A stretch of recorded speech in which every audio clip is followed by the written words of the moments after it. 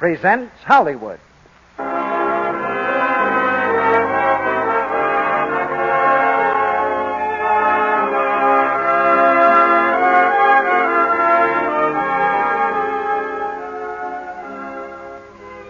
The Lux Radio Theater brings you Norma Shearer, Walter Pidgeon, and Adolphe Menjou in The Last of Mrs. Cheyney. Ladies and gentlemen, your producer, Mr. Cecil B. DeMille.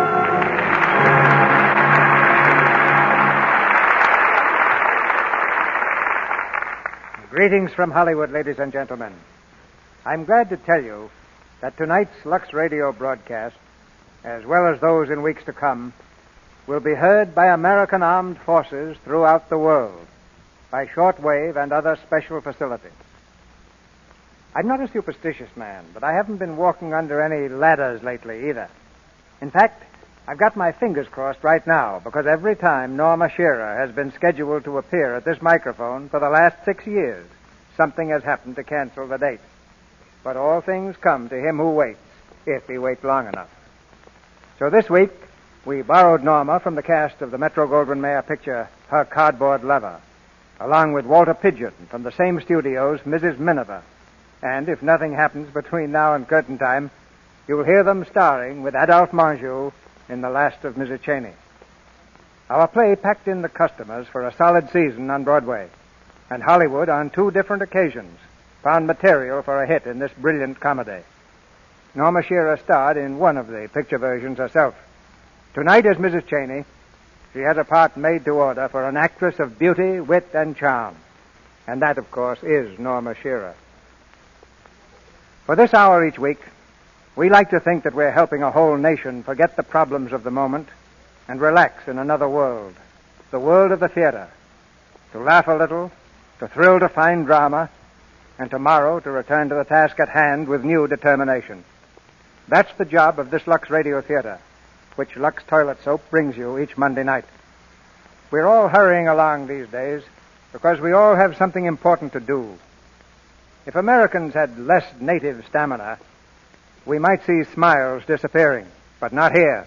We thrive on hard work. The men are more cheerful, and the ladies, unless my eyes deceive me, look lovelier than ever. And as most of you know, Lux Toilet Soap helps to put that smiling complexion on the situation. Here's the curtain going up now for Act 1 of The Last of Mrs. Cheyney, starring Norma Shearer as Mrs. Cheyney, Walter Pidgeon as Lord Arthur Dilling, and Adolphe Menjou as Charles. All ashore, that Johnny shore! All ashore, that Johnny shore!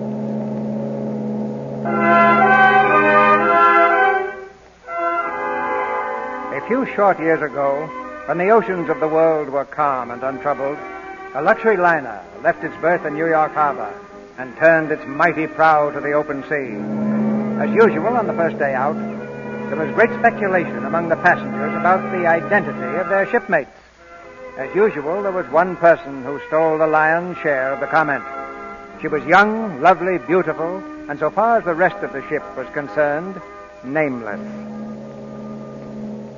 Did you ring for me, sir? Yes, come in, Stuart. I'd like some information about a passenger. Yes, sir. What is the passenger's name, sir? That's what I want you to tell me. Will you describe the passenger, sir? Well, now, let me see. She's rather beautiful, I'd say, and she's sort of... Oh, you don't mean the lady with that, that look, sir. And she has a way of, it's That's rather... the woman.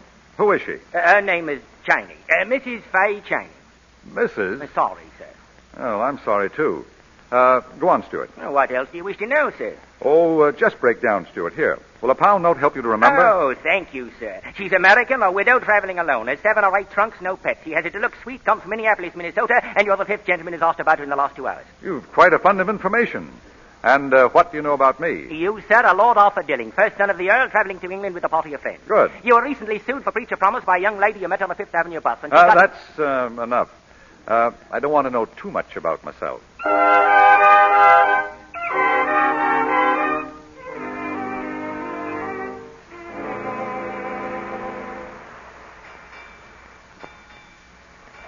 Good morning. Mrs. Cheyney, I believe. Mrs. Fay Cheyney? Yes. Why do you ask? Well, I just wanted to be sure. It seems to me... No, we haven't. Haven't what? We've never met. I've never seen you before in my life. And if you don't leave me alone, Lord Dilling, I'll have to call the steward. At least you know my name. May I call you Fay? Please don't. Oh. Lovely morning, though, isn't it? Huh? I'm trying to enjoy it. Steward, Yes, madam. will you please... Stuart, will you be good enough to get us a couple of deck chairs? Right away, sir. Fine. Do you behave like this with every woman you meet? Or do you only reserve it for those you try to pick up? I'm glad you asked me that question. You know, I was afraid you were going to snub me. I believe I have met you after all. You're that well-known type of man who thinks he can foist his company on any woman who happens to attract him. I'm sorry. I suppose I owe you an apology. You see, I merely did it to win a bet. Do you know Willie Winton? Oh, no, of course you don't. But Willie bet me 30 pounds you wouldn't dine at our table tonight. That, of course, is a lie. Of course. But will you? No, thanks. I've been warned about you, Lord Dilling. Have my friends been talking again? No, the newspapers. Oh. Oh, there you are, Arthur. Lovely morning. Oh, hello. I beg your pardon, but you know this young man? Why, yes, of course. Then will you be good enough to tell him to leave me alone? Oh, I say, Arthur, again. Again, old man. Sorry. May I see you to your stateroom, madam? Well, I'm not that crushed, but I would like a walk around the deck. Oh, of course. Bye. I do hope Arthur wasn't annoying you. Oh, but he was. Oh, I'm frightfully sorry. You see, he's a sort of vague relation of mine, and I feel rather responsible. Oh, I shouldn't. You mustn't judge all of us by Arthur.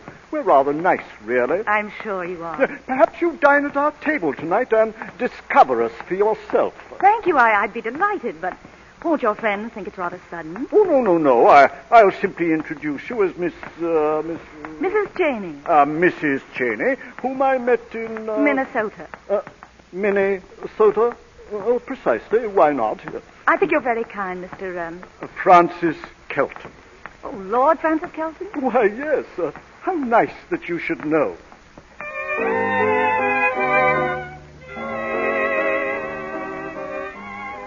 Mrs. Cheyney, my dear, whom I met in Minnesota. Mrs. Cheyney, Lady Winton.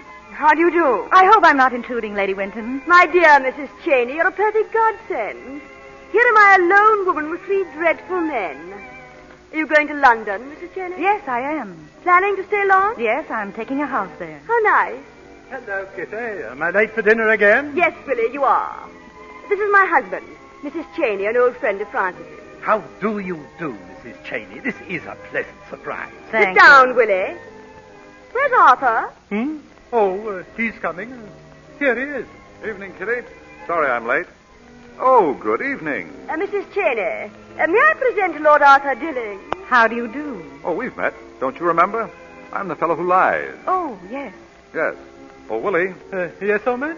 you owe me 30 pounds. So I do.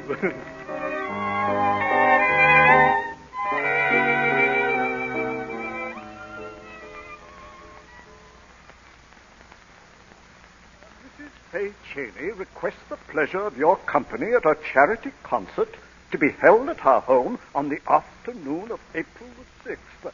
R.S.V.P.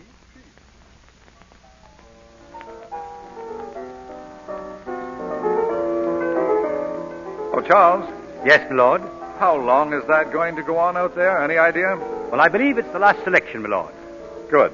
Whiskey and soda, please. Yes, my lord. By the way, Charles, My lord. I can't help thinking I've seen you somewhere before. Indeed, sir. Where have we met? We have never met, my lord. I assure you we have. I was educated, I was at Oxford, and... I once passed through Oxford on a train, my lord. Your manner suggests to me you might have got out and stayed there for some years. Well, I had no idea Oxford had a school for butlers, my lord. Mrs. Cheyney seems to have a high regard for you, Charles. Well, I've served the family a long time, my lord. And naturally, you know Mrs. Cheyney's likes and dislikes, her whims. A good servant, my lord, always tries to sense the mood of his employer. Then, what is her private opinion of all this? This, my lord? Yes, London, all her new friends, myself, for instance. Well, I couldn't say, my lord. Mrs. Cheyney would never think of discussing her private affairs with servants.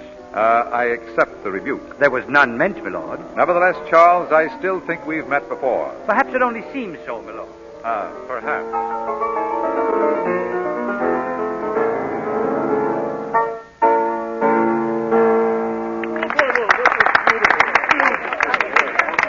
Well, I must darling. Beautiful. Thank you. Goodbye, Maria. Shelton, are you driving me? Yes, of course. Goodbye, Mrs. Cheyney. It's been delightful. Lord Kelton, I ought to scold you. You really shouldn't have bid so much for that doll. Oh, it wasn't for the doll, exactly. It was more for you, Mrs. Cheyney. Oh, bidding for me? Oh, no. I mean, well, I shouldn't. I know. And thank you. Goodbye. Goodbye, my dear. Hey, will you dine with me Saturday? Oh, I'm so sorry. I promised the weekend to the Duchess of Ebley. The Duchess? Oh, you lucky beast. Well, do get her to show you the Ebley pearls, my dear. They're fantastic. The Ebley pearls? But don't ask her how she got them. That's rather fantastic, too. Bye, dear. Goodbye. Oh, George. Yes, madam? Will you clear away the garden furniture, please, and have William bring the car around? I'll be out for dinner. Yes, madam. Oh, where is Charles? I believe he's in the drawing room, madam. Shall I tell him? No, I'll find him. Charles, I'd like to see you a moment. Yes, madam. Hello. Join me in a whiskey and soda? Arthur, I thought you'd gone. Why? Well, all the others have. I'm waiting for my man with the car. Your man has been waiting for some time, my lord. Has he? Well, it's a lovely afternoon, Charles. Tell him to wait a little longer. Yes, my lord. Hello. Hello. I rang you up 5 times this week, and each time I was told you were out. What a shame. Were you out? No. Each time I was in. Yeah, I thought so. Twice I answered it myself and told you I was out. Now, may I ask why? Certainly. I don't care to be alone with you, even on a telephone. Why not? It's my only way of paying tribute to your reputation. Oh, don't tell me it frightens you. You have the great distinction, Arthur, dear, of being one of the few men in the world I'm not frightened of. And I feel I ought to be. Really? Why? Well, you're not bad-looking, exquisitely indifferent, even rude to people. A great sense of humor, brilliant, and... What else? That's the trouble. Nothing else. Tell me, did you learn the art of rebuking people so charmingly from your butler, or did he learn it from you? I wonder. I like that fellow. You mean my butler? Yes, I like his insolence. Oh, was Charles rude to you? Oh, no, the reverse. I have often been told to go to blazes, but never so pleasantly as he told me a few minutes ago. How stupid of Charles. He should know you'd already gone. Now, who told you that? Oh, some of the women who went part of the way with you. You appear to have rather a low opinion of me. Shall we say I haven't a very high one? Really? Have you of yourself? Not at the moment. Then there's hope. I want you to like me. You've got to like me. Now, what can I do about it? Heaps. For instance? Live up to the reputation you have for possessing a sense of humor. Go on. Stop living on the glory of your ancestors. Anything else? And tell me exactly why you remained here today after the others had gone. I wanted to be alone with you. Yes? And tell you you're the most attractive woman I ever knew. Oh, and then? If that went well, I propose to suggest a little dinner at my flat. I see. And if that went well? Then I'd be experienced enough not to say another word till after the dessert. In the future, I shall never dream of asking you to dine with me without a couple of bishops. But why, Arthur? You've depressed me.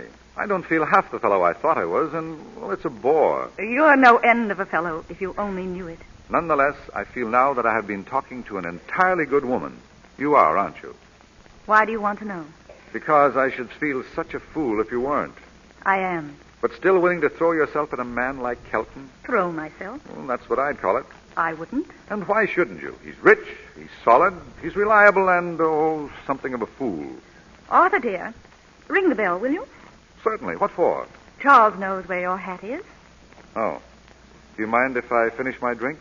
You don't drink with your meals, do you? Certainly. Why? Because you drink so much between them. May I offer you one? Thank you. You know I don't drink. Cigarette, then. And you know I don't smoke. I suppose you'll despise me if I finish this? No. I should like you all the more if you didn't, that's all. Very well. For today, I'm a teetotaler. Goodbye, Faye. Angry, Arthur? No, just defeated. New experience for you, isn't it? Look, you didn't mean all those things you said to me just now, did you? I meant every one. I like you so much. You know, I've never kissed a woman's hand before. That's a new experience, too. What does it mean, Arthur? My complete and absolute respect. Goodbye. Your hat, my lord. Oh, thank you, Charles. Stand by the window, Charles. Let me know when he's gone. Yes, darling. Debussy, isn't it, darling? Yes. Very lovely. He's getting into his car now. Ask George and William to come in, Charles. They'll be here, darling. Don't worry. Come in, George. Oh, my blasted feet are murdering me. Sit down, George. You're jolly well right, I'll sit down. Oh, did you ring, madam? Quite all right, William. Everyone's gone. Oh, this blasted collar's been choking me all day. Here, how much longer do we keep up this servant act, Charles? I'm clean wore out. You have to play that stuff, Faye. Give us something lively, will you? What a pretty lot of pets you look. Oh, thank you, darling. Well, I've got the invitation. Where? The Duchess of Ebley. I'm asked to stay as an honored guest. Good girl. Wonderful, Faye. Yes, not too bad for the 5 and 10 cent store girl from Minnesota. The Duchess pearls are worth at least 20,000 pounds. 20,000. This time next week, I'll be taking my ease on the deck of a boat pointed for Canada. England suits me. Follow the races and live like a lord. That's my motto. 20,000 quid cut 4 ways. When do you blow, Faye? Blow where? To the Duchess's. The invitation is for Friday weekend. But it doesn't mean I have to accept it. I haven't decided yet. What? What do you mean, Faye? Yes, darling. What do you mean? I said I haven't decided, Charles. Look here, my girl. We pitched in every quid we got to rent this house, to buy you clothes, an ocean trip, while we even... Control yourself, William. Now, Faye, suppose you explain. You see, Charles, the idea of persuading perfectly charming people into inviting you into their house for the purpose of robbing them isn't pleasing me at all. You never talked like this before. I'd never met them before. If you're going to try any tricks, my girl, you won't find it very healthy. Quiet, please. I see her point of view. Oh, you do? I'll tell you what it is. She's got her eye on Kelton. The old cove's always hanging around. Oh. Well, suppose you fellows clear out. I'd like to have a quiet little chat with Faye alone. If it's a showdown, we'll be in on it. Leave her to Charles. He can handle her. Well, no half measures, mind. Yeah, tell her ladyship where she gets off. Well, Faye, if you want to chuck it, you can. Don't be absurd. I only wanted to make them mad, to see them exactly as they are. You know I'm going to see it through. You don't think I'd let you down, Charles? You've never let anyone down. That's the point. Very well, then. Faye, at times you make me think. Without my influence, you never would have chosen this noble profession, and it's a precarious one, with the end usually at the beginning. Could it be I'm getting a conscience, Faye? What do you mean, Charles? What I say. You don't have to tell me you like these new friends of yours. I can see that for myself. You're as bad as George. You think I'm chasing the elderly noble lord. I wasn't thinking of the elderly noble lord. I was thinking of a rather young one. You needn't. And you needn't worry about your pearls either. I'll get them for you, Charles. Friday weekend.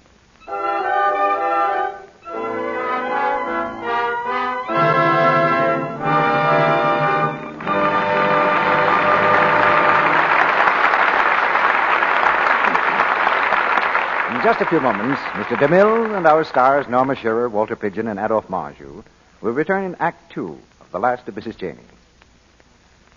You know, sometimes when the doorbell rings, it has a very exciting sound. And if you're a pretty young lady, you hurry to answer. Special delivery, miss. Thank you. Oh, it's from Bill. Dear Mary, I've got leave for the weekend, and I'm not taking any chances on finding you dated Saturday. How's for some dancing and such? Bill's got the right idea. He knows it's smart to date Mary up ahead of time. He knows girls with complexions that are fresh and smooth as a new-cut rose are pretty sure to be popular.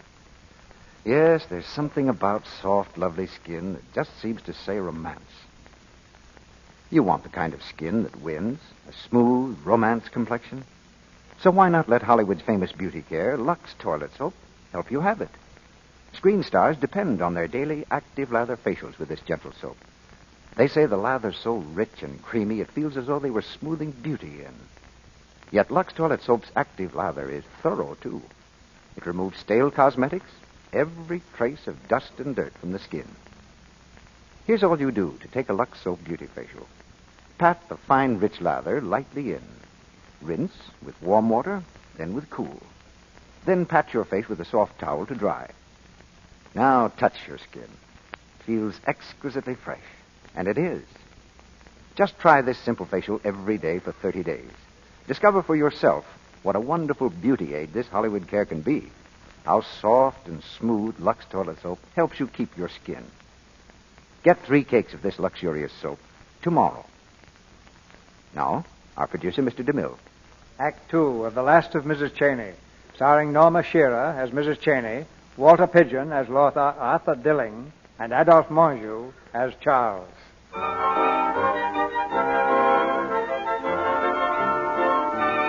It's Sunday evening of the weekend party at the Duchess of Ebley's, and Fay has still not stolen the pearls.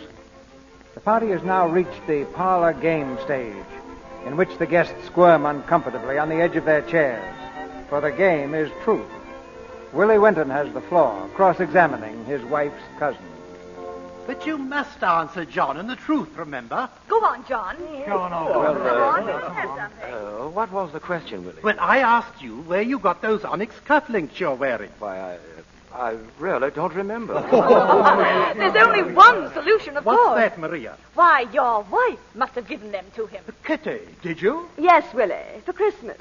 I knew you wouldn't mind. Oh, no, of course not. Is the game over? Oh, no, Fay, we're just beginning. I believe it's our hostess' turn to make us all squirm now. Oh, do try and be bright, Elizabeth. Very well, my dears. I'll start with Willie.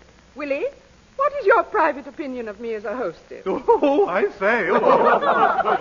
I consider the question answered. Kitty, dear. Yes? Kitty, how many cousins have you? Oh, heaps and heaps. I asked how many. I'm not good at figures. Quite a few, I imagine. Enough to keep Willie out of cufflinks? Maria, I'm asking the question. Oh, of course, dear. Where's Kelton? Oh, there. Oh, I'm really not playing the game. I'm a sort of spectator, as it were. Kelton, answer me. Oh, well, all right. Kelton, are you really fool enough to think of marrying at your age? Why, say, look here. Yes or no? Well, now, that's really much too personal. The 4th Earl of Kelton is about to pay a forfeit. Well, I prefer to pay it rather than answer such a question in public. I shall think of something quite drastic. And now, Maria, I've always wanted to know your real age. What is it? 26, dear. What forfeit would you like me to pay? Go up to your mirror and sit in front of it for half an hour. Oh, Cat. And now, just one more. Arthur, dear. Ready, Aunt Elizabeth. Arthur, is it true, as I've heard, that you're in love, really in love? Hopelessly, desperately, and finally. With whom? Like Kelton, I refuse to make an answer which is already obvious to everybody. I think you'd all better pay a forfeit. I suggest, for a change, we retire early and stop boring each other. Good night, dear. Good night, Kitty. Well, it looks as if I get off scot-free. Not quite, Fay. When Arthur proposes to you, will you accept him? But he hasn't proposed. And I really haven't thought about it. Nonsense. You like him, don't you? Everybody does. Oh, Arthur has his good points, you know. He's charming. I can't stand sentiment, but I really like you. And it isn't every woman I'd urge to enter the family. That's the sweetest thing one woman could ever say to another. Thank you.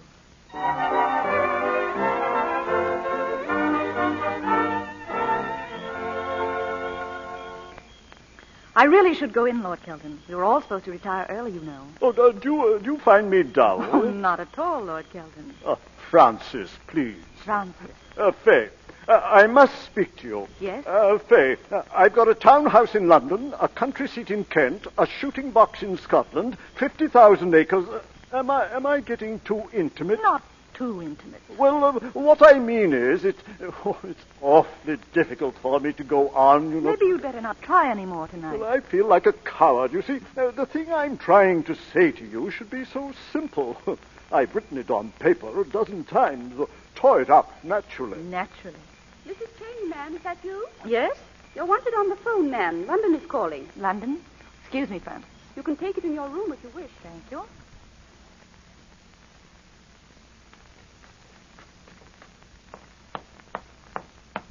Don't hurry. It's a fake. What? Your call from London. A fake. I wanted to talk to you. You mean no one wants me? No one. Except me, Fay. Oh. And I want you terribly. Really, Arthur, I'm in no mood No, don't misunderstand me. I love you, Fay. Will you marry me? Please, Arthur, I'm going to my room. You didn't accept Kelton, did you? What makes you think he asked me? Did you refuse him? No. You will. Can't we discuss this some other time? I'm rather tired, Arthur. You're going to marry me, Fay. The Bishop of Broadminster is an old friend of mine. Less than a couple of miles from here. I've already telephoned him to expect us the first thing in the morning. You're terribly sure of yourself. On the contrary, I'm frightened to death. I don't believe it. It's true. Feel my hand. Why, you're trembling. You won't disappoint the bishop, will you?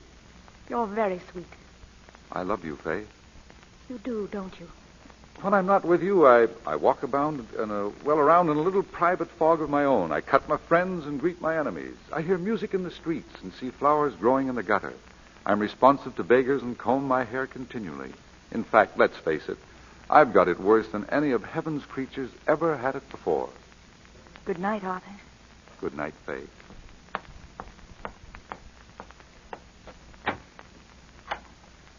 Don't bother to switch on the lights, darling. Charles, is that you? Surprised, dear? Are you mad coming here? How did you get in my room? I climbed the ivy. I'm very athletic.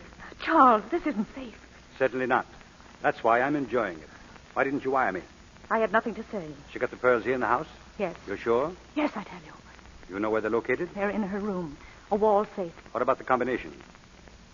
Well, I'd hate to have to blow it. It's crude. You won't have to blow it. I know the combination. What have you been waiting for?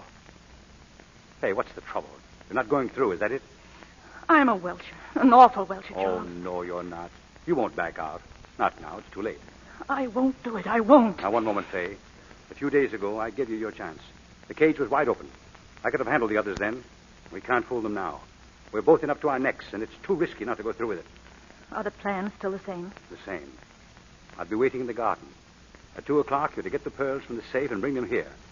When you turn your light on and off twice, you drop the pearls beneath the window. Yes. At 2 o'clock. 2 o'clock.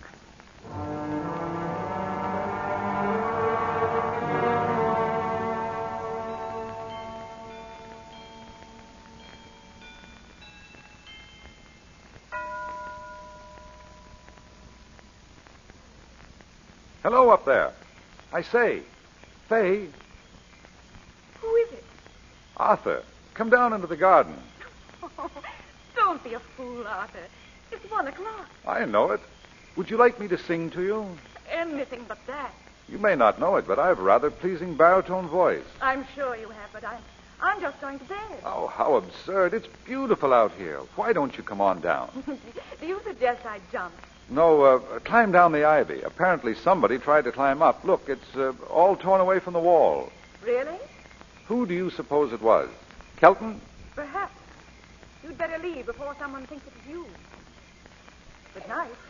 I say, Fay, wait. Ah, there. What the... Oh, I'm sorry, my lord. Well, Charles. Yes, my lord. Good evening, Lord Dilling. Good evening. Aren't you a long way from home, Charles? Yes, my lord. What brings you to Ebbly so late? A cablegram, my lord. For Mrs. Cheyney.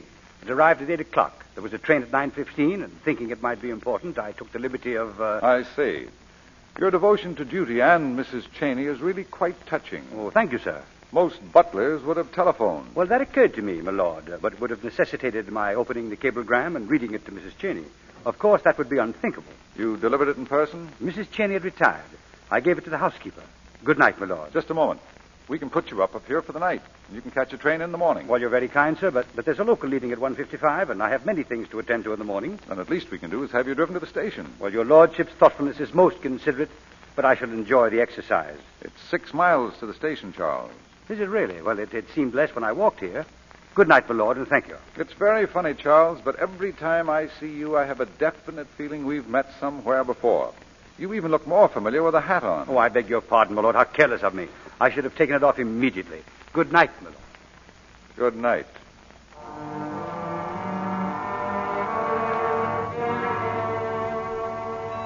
Right. 4 left. 33 right. Hello. Shall I turn on the light for you?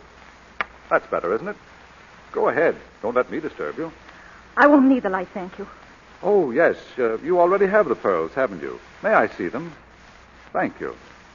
Beautiful, aren't they? You're surprised to see me? I persuaded the Duchess to change rooms with me for the night.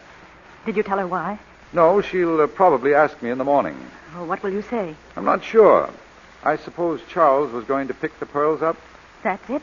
And all this business, Kelton and me, all part of the game? Certainly. I see.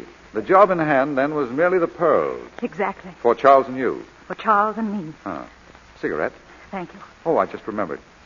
I thought you didn't smoke. You also thought I was honest. Very true.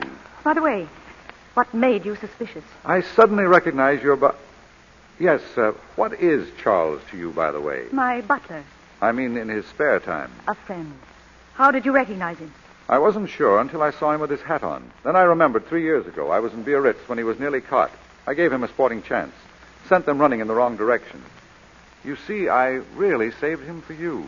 You couldn't see your way to making a habit of it. I've always had a horror of doing the same thing twice. What terribly nice cigarettes.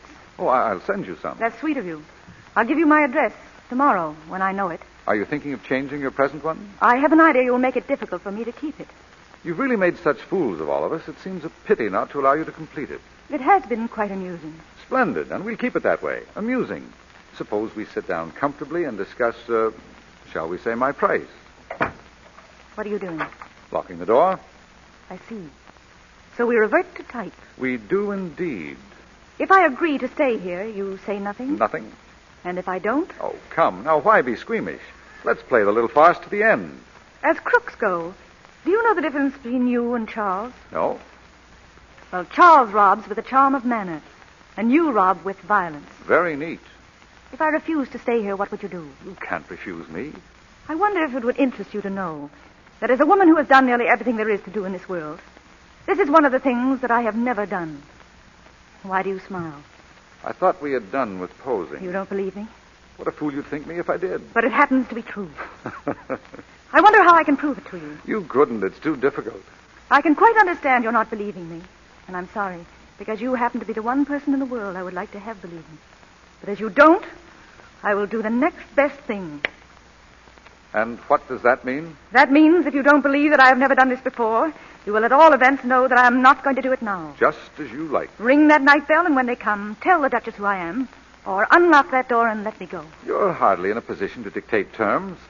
That night bell is really an alarm, you know, a police alarm. You can't keep me here against my will. I intend to. Do you? Well, I prefer that they should know what is true about me. Then you should believe what isn't.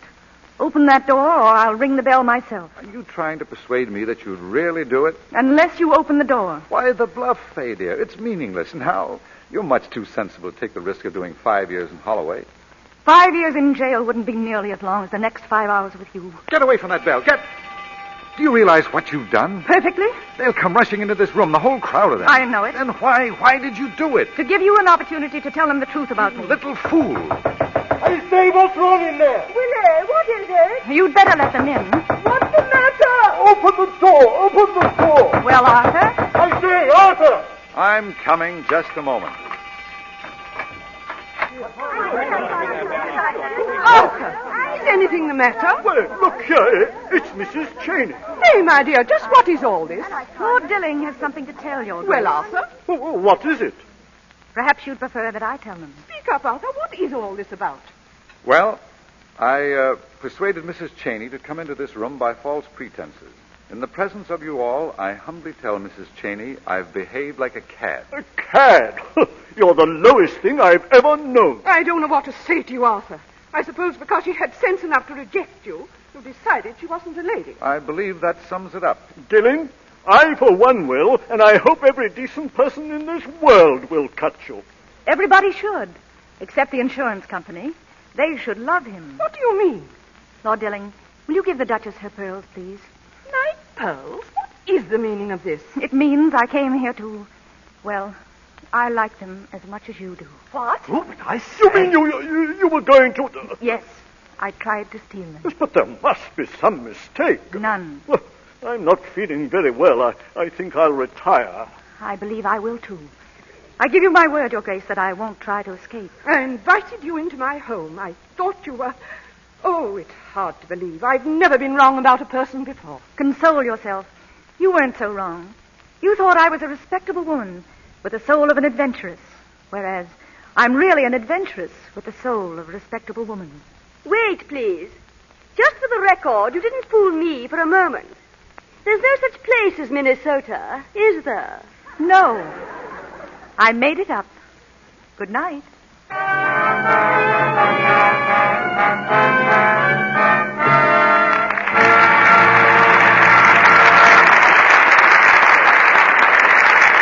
pause now for station identification. This is the Columbia Broadcasting System.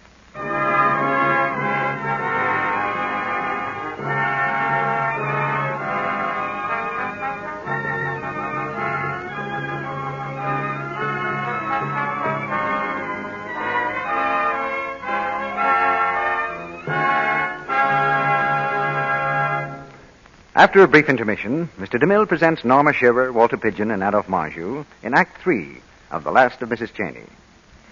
And now, quiet, please. A conspiracy is going on in a little house on Vine Street. Hurry up, kids. Light the candles before she gets downstairs. She's coming. All together now. Happy birthday! Happy birthday! Happy birthday, Mom! Surprise! Surprise! And now, darling, here's to the most wonderful wife in the world. And the prettiest. Well, there's a compliment to make any woman happy. A compliment deserved by all those busy wives and mothers who try always to look their best for those who love them, who try to keep the charm of fresh, youthful skin, the kind of skin that makes people say, no matter what a woman's age, lovely, isn't she? Now, here's what a famous screen star, Irene Dunn, says. There's always romance in soft, smooth skin. I never neglect my daily care with Lux toilet soap. Here in Hollywood, we've used this gentle soap for years. Yes, Lux toilet soap is as fine, as luxurious a soap as you can buy. When you unwrap a cake, notice how satin smooth it is to the touch. Then discover what wonderful rich lather it gives. Lather that's thorough, but very gentle, too. No wonder this exquisite white soap is the choice of 9 out of 10 famous screen stars, of lovely women everywhere. Use Lux toilet soap regularly. Let it help you win new loveliness. Now, Mr. DeMille returns to the microphone. The curtain rises on the third act of The Last of Mrs. Cheyney, starring Norma Shearer, Walter Pidgeon, and Adolphe Menjou.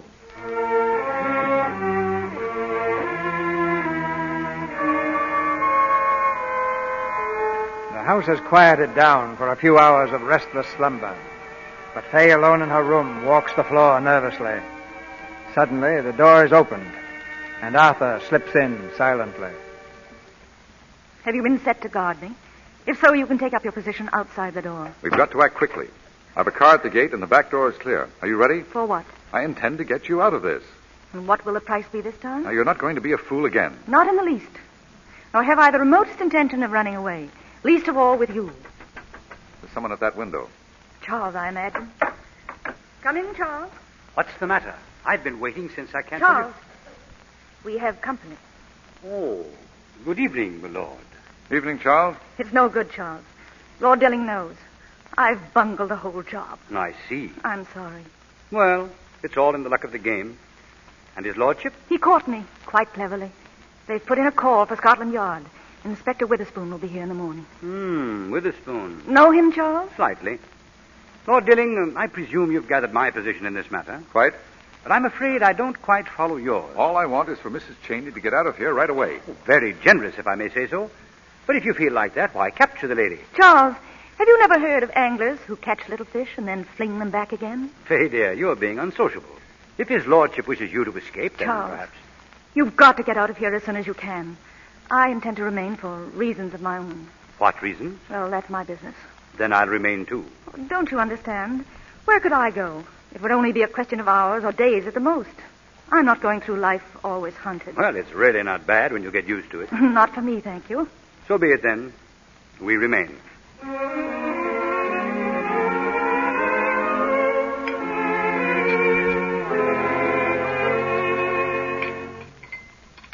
It's only what she deserves.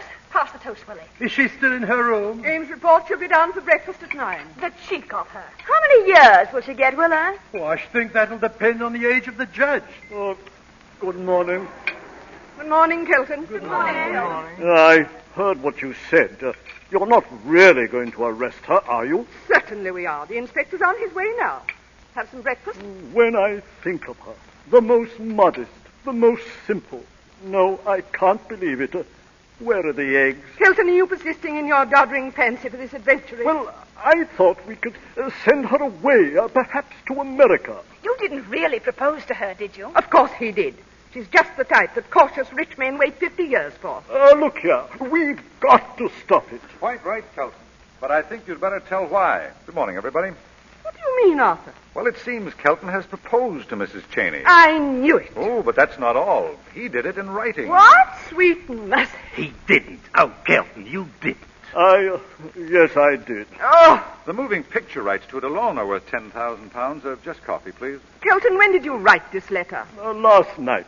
We'd been walking in the garden, and, oh, dear, later on I slipped it under her door. Oh, Kelton, you poor fool. Arthur, did she show you the letter? Oh, yes. That's worse than being a thief. But I must defend her. She omitted the emotional passages. Arthur, go back there at once and get that letter. It's her own property. The fact that she has tried to appropriate ours does not permit us to retaliate. Don't be silly. The police know how to do these things. Quite. In that case, the letter would be read in court. No. I'm afraid you have to buy the letter, Kelton. Cost you plenty too, old man. Oh, you think it's funny, do you? Well, you'll change your minds when you know what's in that letter.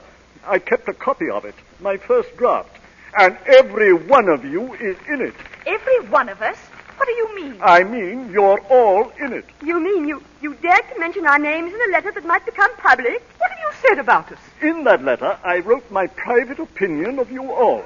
It seemed to me the proper thing to do. The rattle of skeletons falling out of closets will be deafening. Yes. I conceived it to be a duty to my future wife to define the people she should or should not know, as the case might be. Was I a not? Definitely. Am I? All of you. Including you, my dear aunt. For instance, it may not be true that Willie got kicked out of the Grenadier Guards. What? I won't hear a word of it. Sit down, Kitty. I think we'd all better know the worst. What have you said about my wife? Well, I said that it was evident to me that she prefers always to be with one of her many cousins rather than her husband. And though I could understand it, I could not condone it. That's all I said. That's all you said. That's all he said. Pass the letter to Maria. Top paragraph on third page. Interesting, Maria, and probably very true, eh? Good heavens. Oh, no, don't upset yourself. myself, you beast, you can't. But I only don't said... repeat it. Oh, you... Gently, Maria, gently. It's not kind to me either. Auntie dear, suppose you look it over. Right there, I believe. The history of all your mistakes in a nutshell. So, Kelton, you've raked that up, have you? Seemed such fun at the time, but I must say it looks awful in black and white. I tried to whitewash you quite a bit. In other words, ladies and gentlemen, if this letter is placed as evidence at the Old Bailey, Mrs. Cheyney and Charles will be condemned as criminals, but the rest of us will envy them the comparative purity of their reputation. Oh, what are we going to do with this woman? Let us be accurate. What is this woman going to do with us? Well, my view is this. We should not for a moment let her think the letter is important. We should offer her her passage back to America, and in consideration of her returning the letter, the matter is at an end. Otherwise, she goes to jail. I think it's no, Arthur, you handle this affair. That ass has made mess enough of things already. Good morning. Ah, Mrs. Cheyney. Good morning. Won't you take a chair? Thank you. And as Charles was born a gentleman, mayn't he sit too? Certainly. Charles. No, thanks. I prefer to stand. Very well. Mrs. Cheyney, you have acknowledged frankly that in accepting the Duchess of Ebbley's invitation to stay here, it was for the purpose of taking her pearls. Yes. We planned it for months. That is very frank. The penalty for such things is considerable. Very considerable. Yes. Charles and I think that with a charm of manner, we may get off with 3 years. Exactly. Now, we have no wish that this should happen to you. Lord Kelton feels very strongly that if you had once asked a woman to be your wife, it would be ungenerous to treat her so drastically. Thank you, Lord Kelton. Not at all. So, Lord Kelton has a proposition to make to you. Oh, yes? Go on, Kelton. Now, if you will accept your ticket and a small sum, say £100, in return for the letter I sent you, we are prepared to consider the matter closed. Oh, is it my turn now? If you will be so kind, Mrs. Cheyney. I'm very sorry that I cannot accept Lord Kelton's kind offer. But Charles and I have decided we must go to jail. Is that right, Charles? Quite right. No, but I don't understand. Mrs. Cheyney. What are you talking about? Look here, this is nonsense, Mrs. Cheyney. You never succeeded in getting the pearls. Precisely. We failed. And that is why we should go to jail. If we had got them, we should have succeeded. A crime for which no one ever goes to jail. You put it charmingly, Fay, dear. My dear young woman, you don't understand us. We don't want you to go to jail. Then equally, Duchess, you don't understand us. We do. But good heavens, woman, you can't be serious. Isn't it sad, Charles? They don't understand us. Tragic. It makes me blush for them. Charles and I, in our humble way, have tried to live up to the highest tradition of our profession. And that tradition is never to be found out. But if you are, I say if you are, be prepared to pay the price. I beg your pardon, Your Grace. Yes? The police inspector is here. Tell him to wait. Yes, madam. You see, Mrs. Cheyney, we are terribly serious. It is your duty to be, my dear Duchess. You're very stupid not to accept a good offer instead of being taken away by that horrid policeman. Not at all. He may be charming. Are you ready, Charles? Almost eager. As I shall never see any of you again, I want you to know how much I've enjoyed knowing you all, and how sorry I am to lose such nice friends. Goodbye, Lord Kelton. It was sweet of you to ask me to be your wife. Ready, Charles? Oh, Mrs. Cheyney, now, wait. Yes? We are... I think that Lord Kelton, with his customary munificence, desires to make you a further offer. Yes, I am prepared to pay £500 for the return of that letter. Which I call very generous. I prize the letter so much that I don't think I would part with it for any money you could offer me. What about 1,000? But this is amazing. Oh, come, young woman. What is your usual charge for the return of letters? There never have been any letters. But if there had been, my charge would have depended entirely on the position and the manners of the people mentioned in them. And as I don't propose to sit here and be insulted, I will, with your permission, say goodbye. You are perfectly right, Fay, darling. And if I had known they were the type of people they are, I would never have allowed you to come and stop with them. Come along, dear. No, please, I agree. Maria was very, very hasty, and I'm sorry. Now, please sit down. When she has apologized, I will. Maria, say at once that you are sorry. Heaven give me strength. I'm sorry. Granted. Sit down, Mrs. Cheyney. Now, where were we? Well, we had reached the point where £1,000 was bid for the letter. Which was refused. Mrs. Cheyney, what will you take for it? What do you think, Charles? Well, I offer 5,000. You be quiet. I'll be nothing of the sort. My money is as good as yours. Mrs. Cheyney, will you please answer my question? If I sell the letter, I will do so not in the sense of blackmail, but more in the spirit of breach of promise for £10,000. Good heavens, Fay. It's giving it away. That's what it is. 10,000? No, I refuse. I'm so glad, because I'd so much rather keep the letter. Kelton, you have no alternative but to pay. And I have no sympathy for you. But Mrs. Cheyney, surely that... £10,000, Lord Oh, Kelton. it's terrible, terrible. Oh, terrible be blowed. I'll give you 11 for it. No. I'll pay. I'll write you out a check. Thank you, Lord Kelton. 10,000. What do you charge for a course of 12 lessons, Charles? Well, I never charge, milady.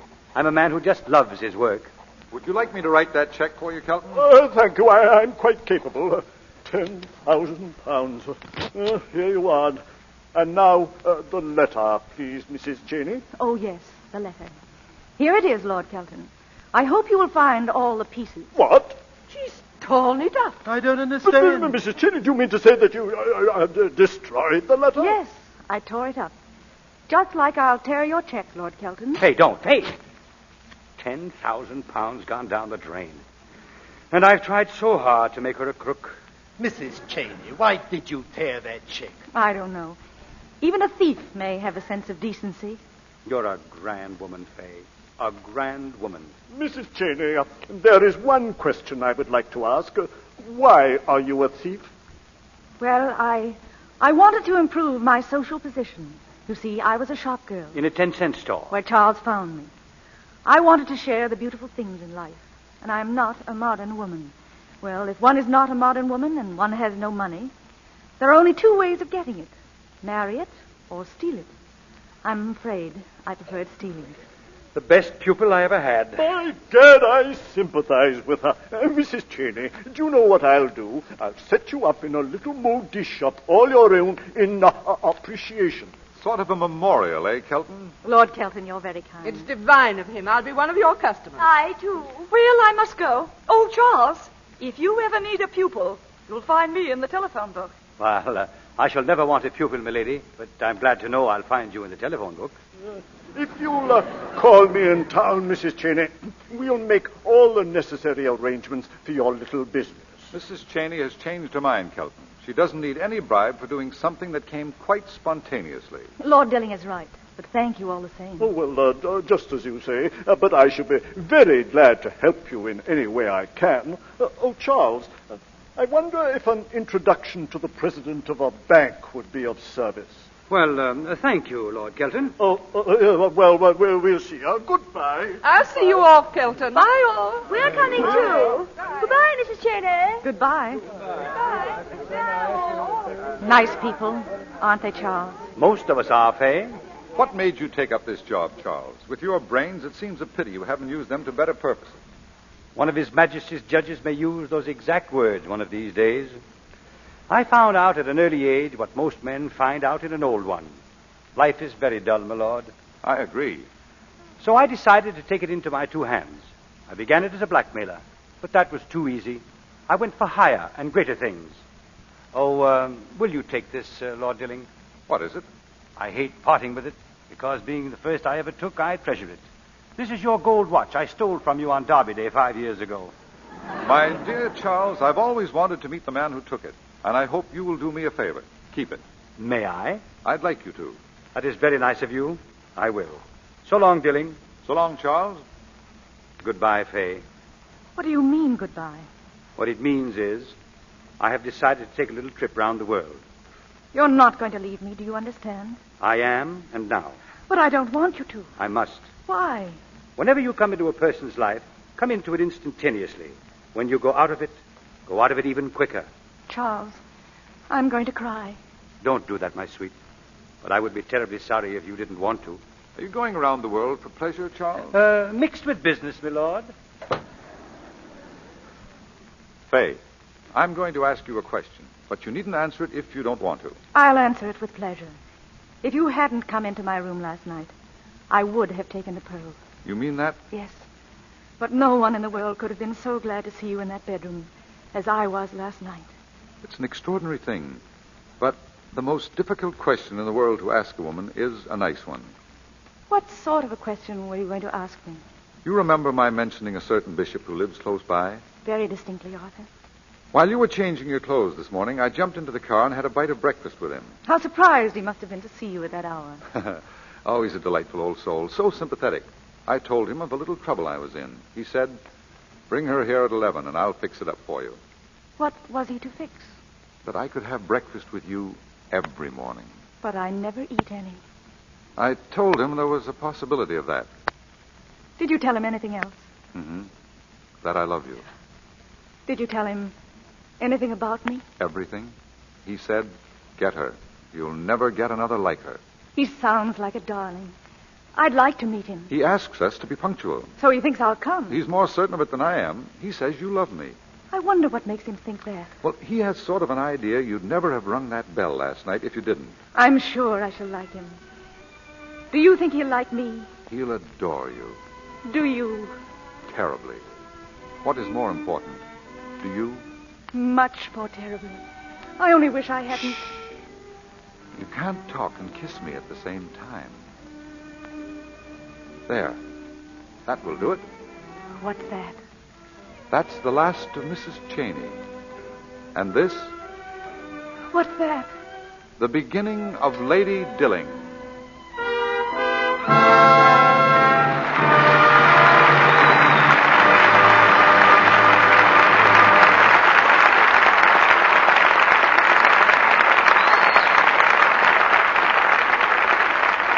That's the last of Mrs. Cheyney. But your applause for tonight's performance calls our stars back to the footlights. And here are Norma Shearer, Walter Pidgeon, and Adolphe Mongeau. Thank you, Mr. Mill. It's a great pleasure to be here for the first time. You really made me feel so much at home. Now that we've finally broken the ice, Norma, I hope you'll make it a habit. Well, that's a very nice habit to get, Norma. CB is an excellent host. Although I came very close to losing my welcome here once, Adolphe. Well, Walter can't forget that. What happened? Well, I'd been talking to CP before rehearsal one day, and I thought he'd walked away, so I turned to somebody else and said, "The old boy certainly looks great, doesn't he?" But the old boy was standing right behind me. I thought it was a great compliment. I hadn't been called a boy in 40 years. Well, you see, that's one way to his heart, Norma. I'll bet I can think of another, Adolf. In 2 words, Lux Soap. You know, I'm rather a stranger in this theater, Mr. DeMille, but not to Lux Soap. I've used it for years, so I know what a fine complexion care it really is. For further comment on Lux Soap, I refer our audience to a close-up of Norma Shearer on the screen or off. What about next week, CB? Have you picked a play yet? Yes, Adolf. A play with the true spirit of America in it. The RKO motion picture drama, A Man to Remember. And our stars will be Lionel Barrymore, Anita Louise, and Glenn Ford. A Man to Remember is the story of a country doctor, a story of heroism and courage to inspire the nation in these or any other times. So next Monday night is a night to remember. Lionel Barrymore, Anita Louise, and Glenn Ford in A Man to Remember. I know we'll all enjoy that, Mr. DeMille. Good night. Good night, CB. Good night. Good night. Players like you make good plays better. Ladies and gentlemen, some very pleasant news has come to us from the editors of Movie Radio Guide. For the 7th consecutive year, the Lux Radio Theater has been selected as radio's leading dramatic program by the readers of Movie Radio Guide in its annual Star of Stars poll. This is a high honor. We're grateful to all who participated and to you, our audience, who helped us win it. To those of our Canadian audience who are tonight gathered at the Canadian premiere of Reap the Wild Wind in Alberta, Canada, in Calgary, my sincere greetings, and I'm sorry I can't be there.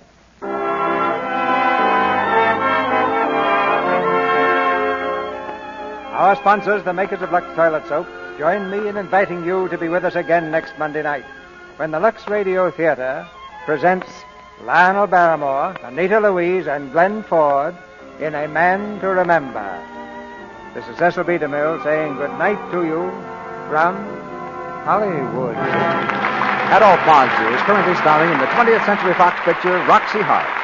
Heard in tonight's play were Frederick Warlock as Lord Kelton, Keith Hitchcock as Willie, Winifred Harris as the Duchess, Jill Esmond as Kitty, Claire Videra as Maria, and John Abbott, Eric Snowden, Pax Walker, Charles Seal, and Ann James. Tune in next Monday night to hear Lionel Barrymore, Anita Louise, and Glenn Ford in A Man to Remember. Our music was directed by Louis Silvers, and your announcer has been